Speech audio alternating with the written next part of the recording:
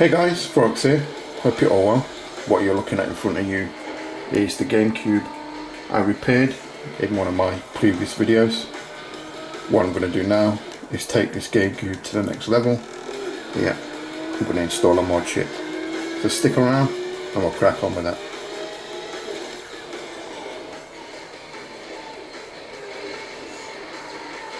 Now to get into the GameCube, it's actually easy. All you have to do is remove 4 game bit screws.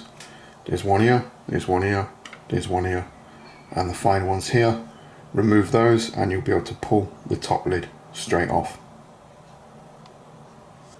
So what we need to do now is get to the underside of the optical block. So to do this, we're going to have to remove some components. Now the first thing I want to remove is this back bracket, and you can just pull it off like that.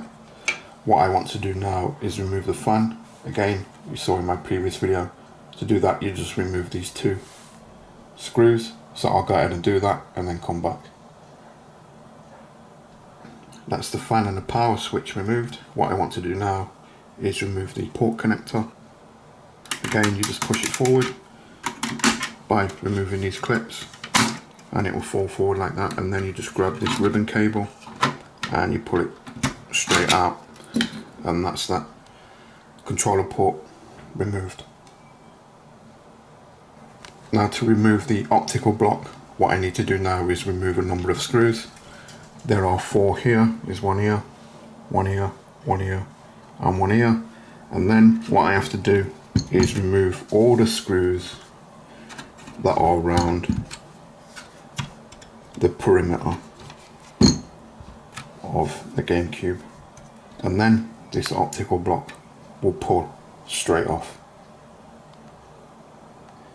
So I've got the optical block out now. You may be wondering why there is a lint-free cloth on the underneath. It's very simple, because I'm going to be working on the back side and I want to protect the laser. You know, I don't want to put it on an hard surface and damage it. Now what I need to do is remove a number of screws. There's one here, there's one here, there's one here, one here, one here, and the fine ones here.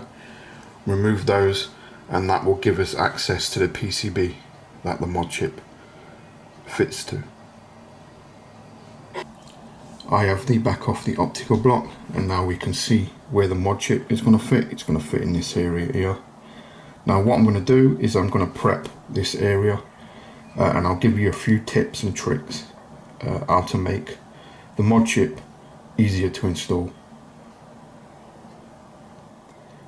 What I've done there, hopefully you can see it, is I put a bit of black electrical insulation tape over the part of the connectors that I'm not going to solder to. Now what this will help is when I'm soldering, it should stop bridges. You know, if there's any bridges, it should stop it. And it just makes installation a little bit more easier. What I'm going to do now is tin the actual parts of the connector, and that makes soldering in the mod chip easier as well. So I'll go ahead and do that and then come back. As you can see, I've tinned up those connections. Time to get the mod chip in there. So I'll do that and then come back. As you can see, mod chip's installed. Not too difficult when you prepare. There's only 6 points you have to solder to. So yeah, there you go, that's the mod chip installed. What I'm going to do now is get this partially back together, give it a test, and see if it reads DVD-Rs. And I'm partially back together. I've got a bit of chem wick just holding the lid sense button down. I can't do that and power this thing on, you know, at the same time. I've got Super Mario Sunshine, a backup version, in the drive. Let's power on. See if it boots.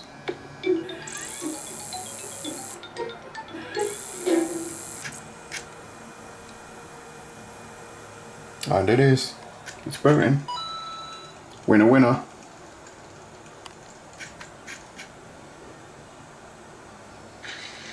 So yeah, looks like a successful install.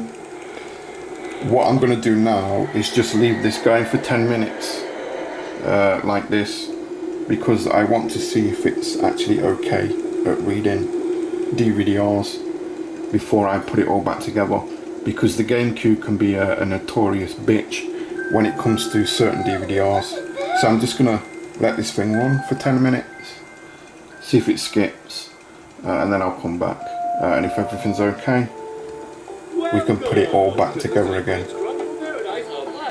But yeah, it looks good so far.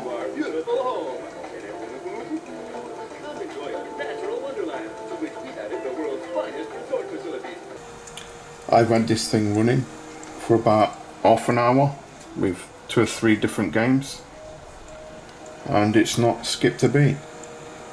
So yeah, I was fully expecting to have to recalibrate the laser in this GameCube, but it's working perfectly fine.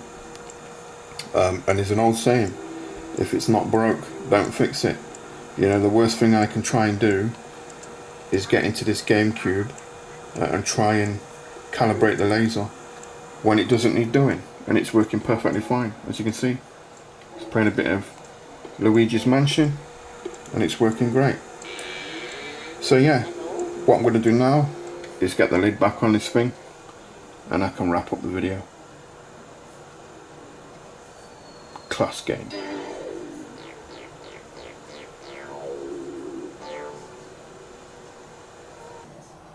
We're all bolted back together. I've got the Legends of Zelda, the Wind Walker in the drive.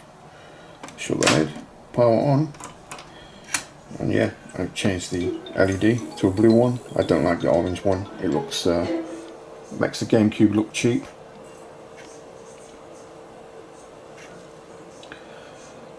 And as you can see, we're booting.